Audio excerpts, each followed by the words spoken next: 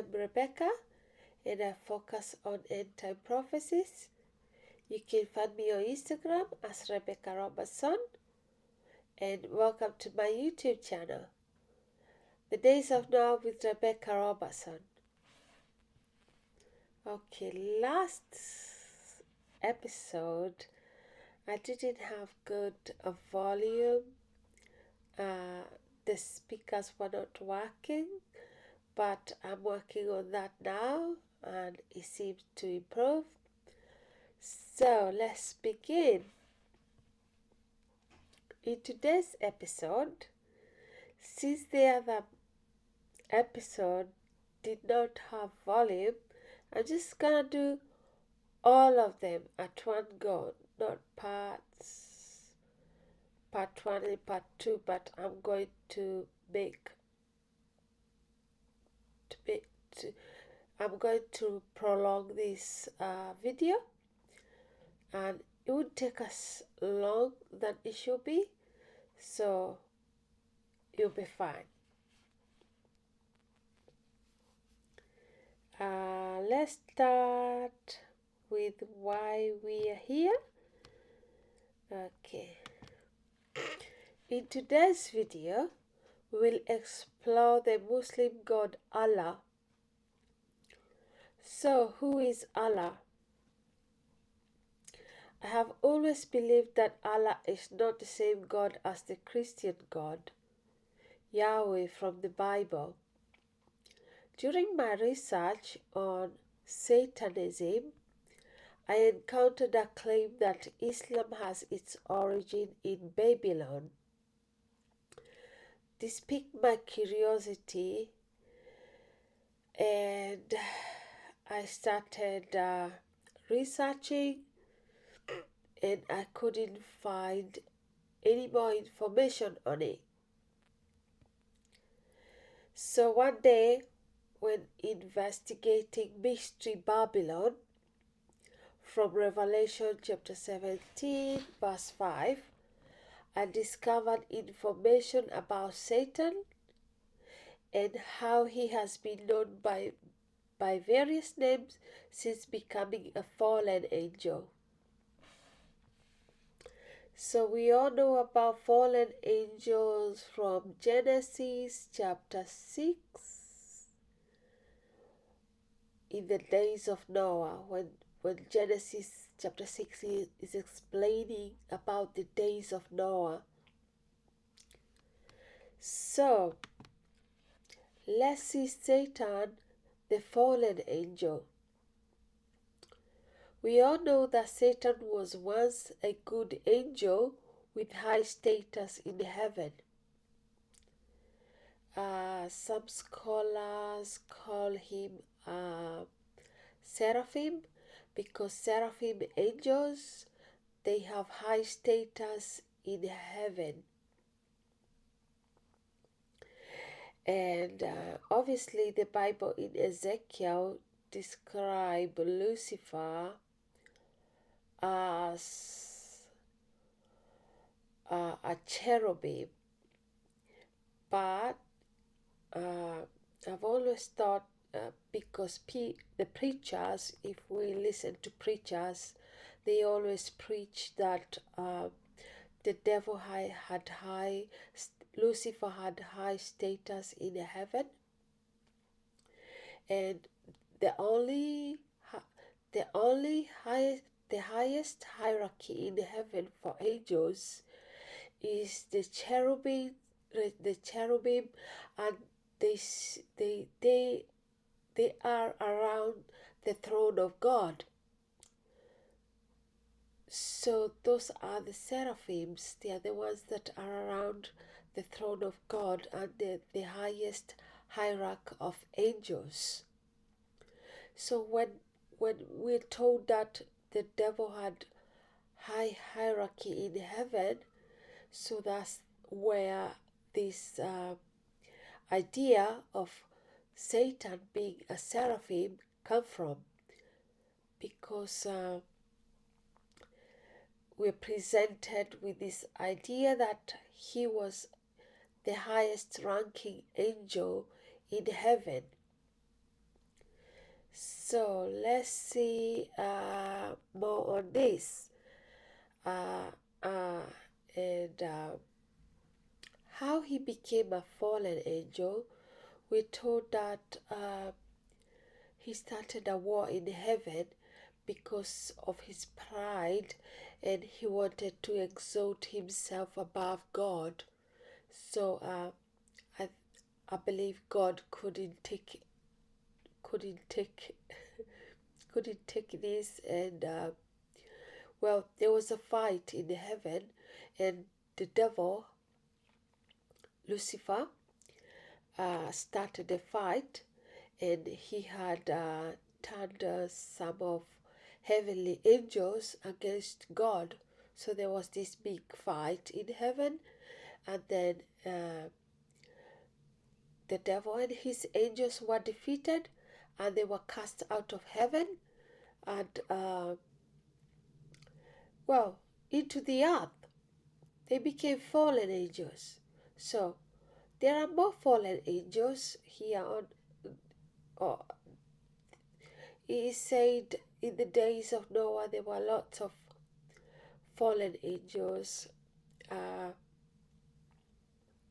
Even before Noah was born, there were fallen angels roaming the earth and turning humans against God, even just before Genesis chapter 6. And also in Genesis chapter 6, we see that the fallen angels uh, that came into into the world to marry the daughters of men.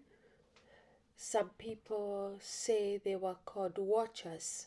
So we see these other kinds of angels that were called watchers. The watchers, they were also angels, and they have their own rank. So they decided to leave uh, their their angelic realm uh, to come into the world and marry the daughters of men. And particularly, it is said these daughters of men, they were the daughters of Cain. So, and the Bible says they saw that the daughters of men, they were beautiful. So, when fallen angels, they come into this world, uh, they become, they take the human form, and they can choose the sex of the gender, their gender. They can take the female gender, or they can take the male gender, and they can become they can be seen as human, but they are not human. They are angels, particularly fallen angels. So we're going to look into Satan, the fallen angel. So the Bible tells us that he deceived other angels, leading to the war in heaven, which he lost to Michael the archangel, uh, resulting in his fall along with other rebellious angels. In the book of Revelation, Satan is also referred to as serpent and a dragon. So we can read Revelation chapter 12, verse 9, King James Version. And the great dragon was cast out, that old serpent called the devil and Satan, which deceived the whole world. He was cast out into the earth, and his angels were cast out with him. So we see that when angels fall, they fall into the earth, into our world. So that's also important to notice. Uh, so let's begin with the Garden of Eden, uh, and we're going to talk about the serpent and his many names. So the serpent has gone by many names. One in particular, which is Amalek. For instance, in Genesis chapter 3, verse 15, God informs the serpent about his offsprings, indicating that the serpent had descendants before the great flood of Noah and continue to have them today. However, people often dismiss those who make such claims as irrational conspiracy theorists, forgetting that the Bible clearly states the truth. Satan has offsprings, the serpent. So why should we deny what is written in the Bible? If you believe in the Bible, you believe everything that is written in it, and you do not dispute it. If you happen to dispute it, it's always like your fight is your words against God's words and against the faith. So we're going to look into details, not disputing what is written in the Bible, but getting more details out of the Bible about what has happened, what has been happening, and over the ages, and what happened in ancient times, and let's go into more details and see what has been hidden from us and what we need to know about what has been hidden from us. And because there are people who make sure that things are hidden, and that's where the devil comes in as a deceiver. Because other than telling the truth how things are, the truth is there, but you cannot see it. But you have to pursue information and really study what happened. So this video is about to expose Satan and what has happened before and what has been happening and what is happening right now. So let's go to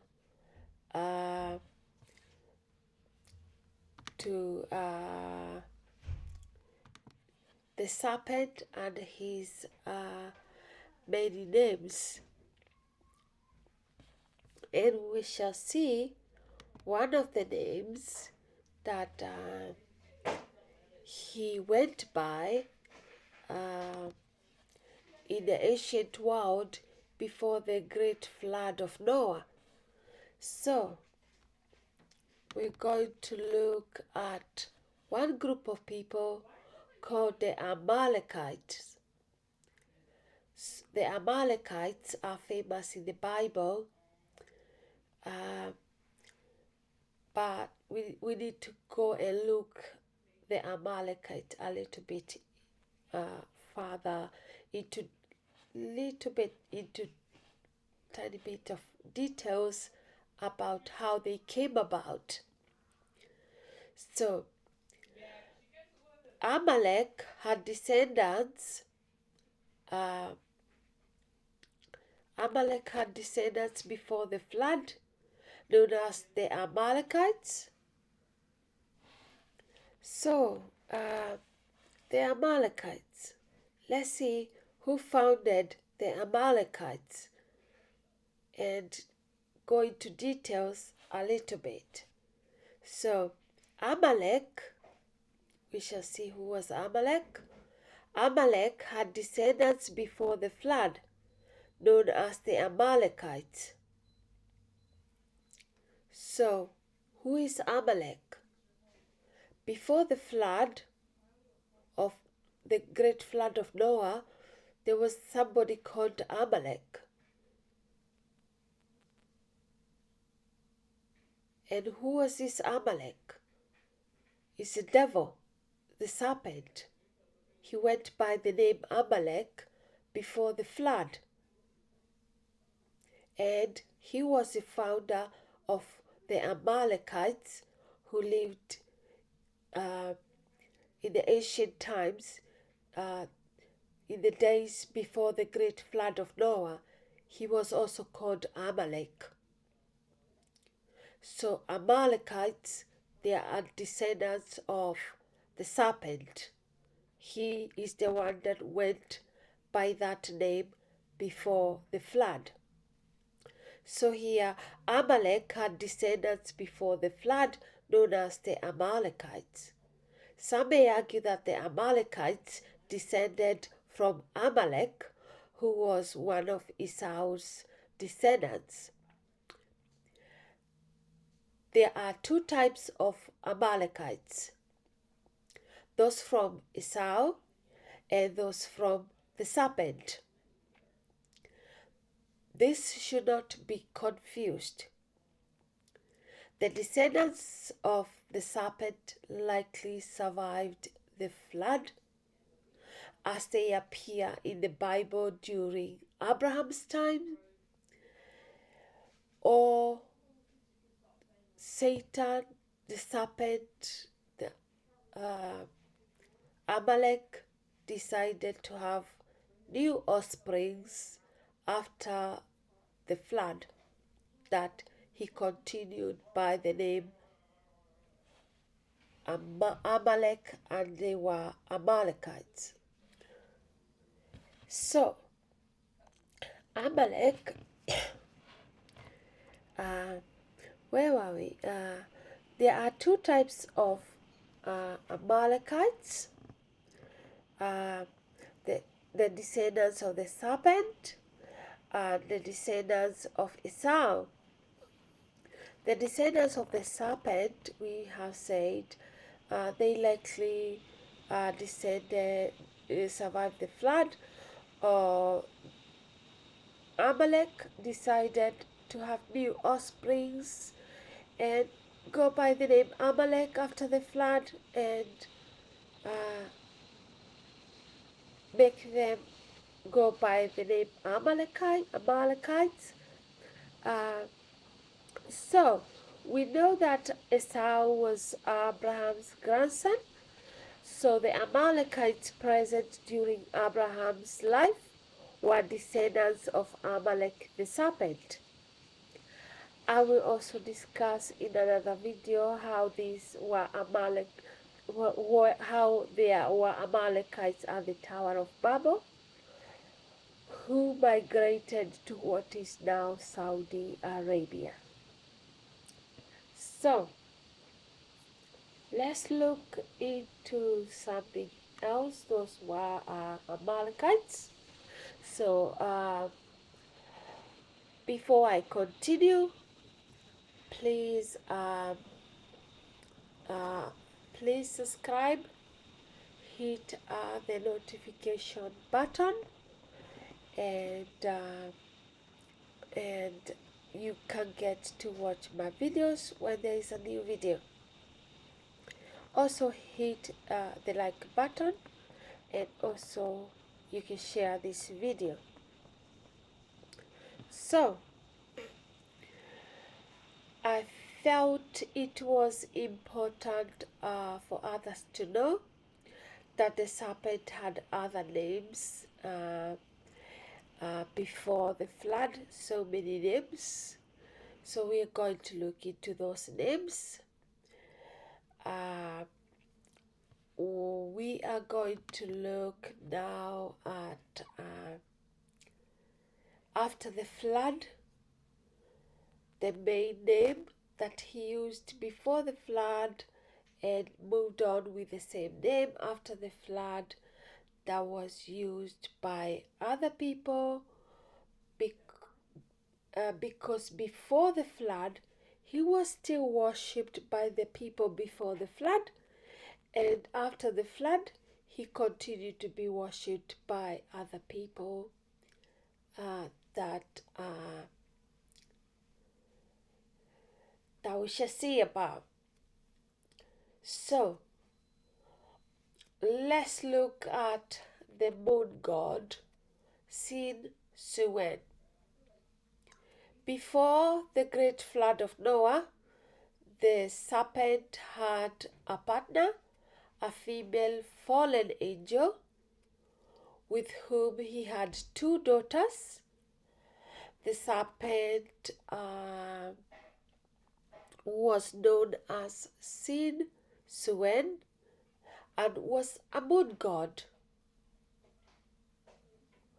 which connects to the Babylonians. Now we are at the Babylonian part of the story. The people that continued to worship the serpent after the flood, the Babylonians. So we're going to look at Sin Suen and the people who worshipped him, the Babylonians and others, and the people that are worshipping him today. So we're going to find out very interesting topic right now, so we're going to explore who is Allah. By now you may have an idea what I'm about to reveal. So who is Allah? Allah is a pre-Islamic pagan deity in Arabia who was married to a sun goddess with the stars as his daughters. He was worshipped by the ancient Sumerians, and his symbol was the crescent moon, which was the predominant religion in summer. The Assyrians, the Babylonians, the Akkadians transformed the name Suen into sin. The Old Testament condemns the worship of the moon god in several verses. Deuteronomy chapter 4 verse 19, Deuteronomy chapter 17 verse 3, 2 Kings chapter 21 verse 3, 2 Kings chapter 5, and 2 Kings chapter 23 verse 5, Jeremiah chapter 8 verse 2, Jeremiah 19 verse 13, Zephaniah chapter 1 verse 5. So we're going to look into all these verses because it is important you know that God forbade the worship of the moon because he knew who the moon was. He also forbade the worship of the sun because the serpent went by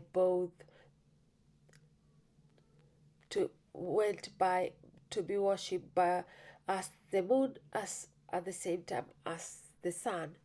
So we shall see these Bible verses God condemning the worship of the sun and the moon and the stars.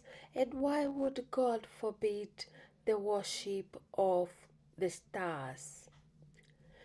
Uh, it's a great it's a great question.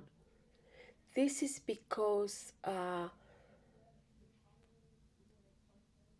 it is mentioned in the Bible sometimes that fallen angels are actually fallen stars, and sometimes it is referenced that the angels are referred to as stars.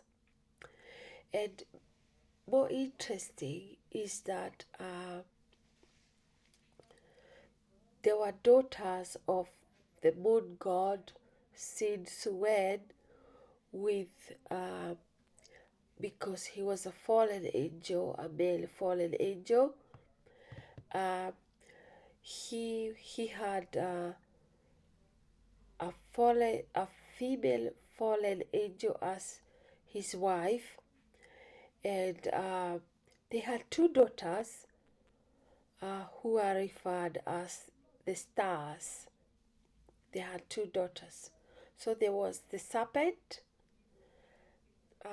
as the moon god, with another fallen angel as a sun goddess, and uh, they had two daughters. We shall see that in a minute. So first, let's read the Bible verses that forbid us to worship the moon, the sun, and the stars. Deuteronomy chapter 4 verse 19. And when you look up to the sky and see the sun, the moon, and the stars, all the heavenly array, do not be enticed into bowing down to them and worshipping things the Lord your God has apportioned to all the nations under the heaven. So we see in Deuteronomy, God forbid the worship of the sun, the moon, and the stars. So we also see in Deuteronomy chapter 17 verse 3, it says, and contrary to my command has worshipped other gods, bowing down to them, to all the sun or the moon or the stars in the sky. So this is God reminding the Israelites about that He is the only true God, and you should not worship the moon, you should not worship the sun, the moon, and the stars. 2 Kings chapter 21 verse 3, it says, he built the high places his father Hezekiah had destroyed. He also erected altars to Baal and made an Asherah pole, as Ahab king of Israel had done. He bowed down to all the starry host and worshipped them. So we see here it is mentioned about Baal. The serpent in the Bible goes also by the name Baal. Like I said, he goes by many names. And today's topic, we're looking particularly how he went by the name Sin Suen and how he was worshipped as the moon. 2 King chapter 23 verse 5. It reads, he did away with the idolatrous priest appointed by the king of Judah to burn incense on the high places of the towns of Judah and on those around Jerusalem, those who burned incense to Baal, to the sun and moon, to the constellation, and to all the starry host. So we see here Baal is mentioned again, and we see here that the sun and the moon is mentioned again. 2 Kings chapter 23 verse 5.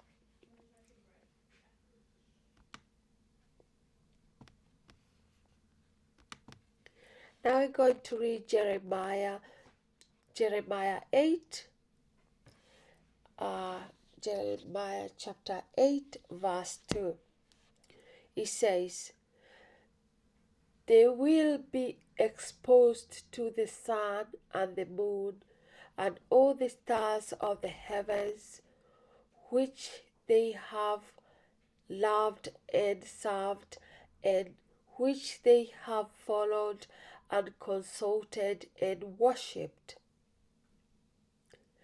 They will not be gathered up or buried, but will be like dung lying on the ground."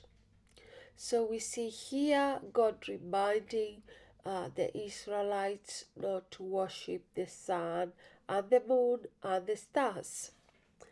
So we're done reading Bible verses, and now we are into the main topic. It would take us long. We're almost done. So as we continue with this episode, I would like you to subscribe and share this video so we can reach more people, and so that we can know so that they can know the truth. So let's look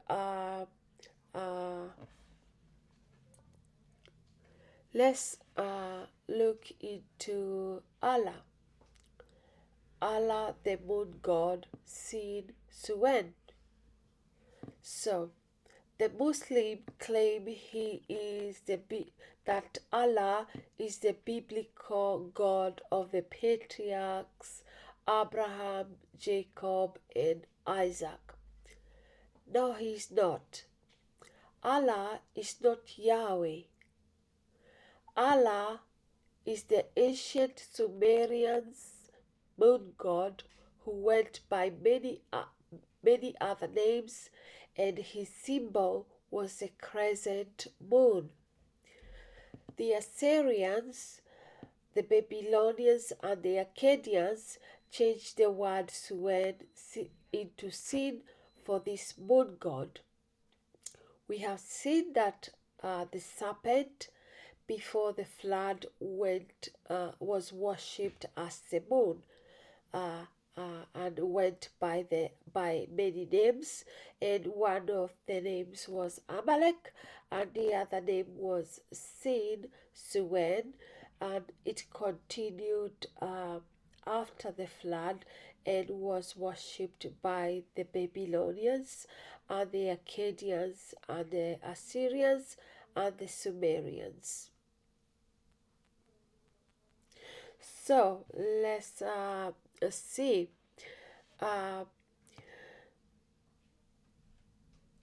The three daughters of Allah, as the Quran says, is this sin Suwen found in the Quran.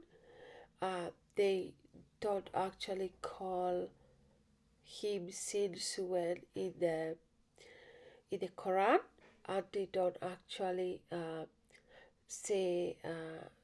reveal that he is the moon god, but he is. We shall see how he is the moon god, and most people know, and we all know that Allah is a moon god. So the three daughters of Allah is in the Quran, and they were Al-Lat, Al-Uzza, and Manat, found in the Quran. They are actually not three daughters. They are a mother and two daughters from the world before the flood. In the ancient times, they are the serpent's wife, the moon goddess, and her two daughters. In fact, Mecca was built as a shrine for the moon god. Let's see the Quran where it mentioned Allah's daughters, and they exclude the part where they are not 3 daughters. They are 2 daughters and a wife before the flood, because they don't want to mention that Allah can marry, has a wife or children, and you don't see Muslims talking about this part of the Quran a lot, because they want to say, to dispute the fact that they don't believe how Christians believe that a God has a son, that is Jesus, and God cannot have children, and God cannot have a wife. So, but their Quran states here he had daughters, 3 daughters. So if he doesn't have a wife, where did he get daughters without a wife? 3 of them. So Quran and Najm 053 019 to 020. Have you seen Lat and Uzza and another, the third goddess, Manat?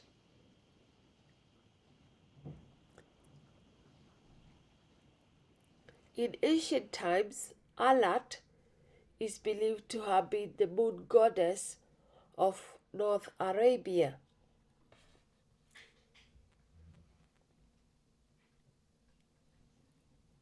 Alat, not Allah, Alat. Alat, the moon goddess of North Arabia.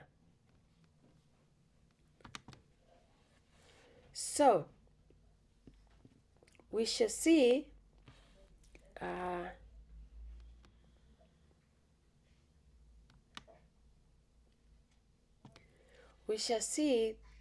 how they worship this moon goddess, and how and who was worshipping him, and who made sure that he is being worshipped today. And if you don't worship him, they will force you or they will kill you. Why would this person that makes sure that he's worshipped and you have to be killed for it if you don't believe or worship him? So, let's look into the details of this person. Muhammad, his family, and the moon god. The moon god was worshipped when Muhammad was born because his family were devoted to him. His name was Sin, but his title was Al-Illah,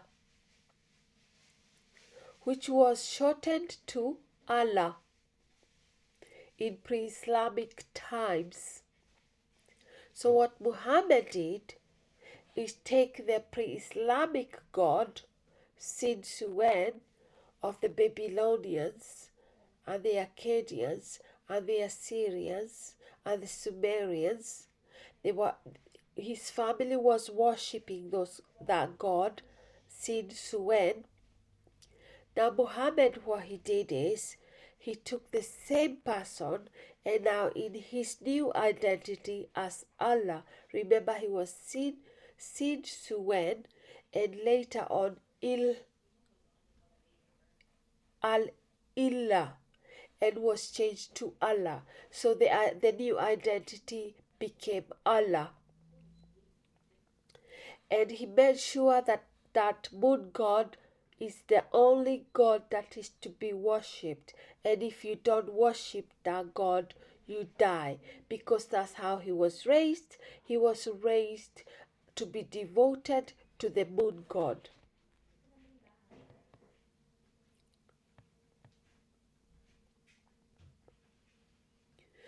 They even used the name Allah, so you see how devoted they were, the family of Muhammad, in which he was born into this religion of worshipping the moon god. They even used and changed his name and give him the new identity Allah. They even used the name Allah for their children as part of their names, as a sign of devotion to him, the moon god. Muhammad was born in the Quraysh tribe, which was extremely devoted to Allah.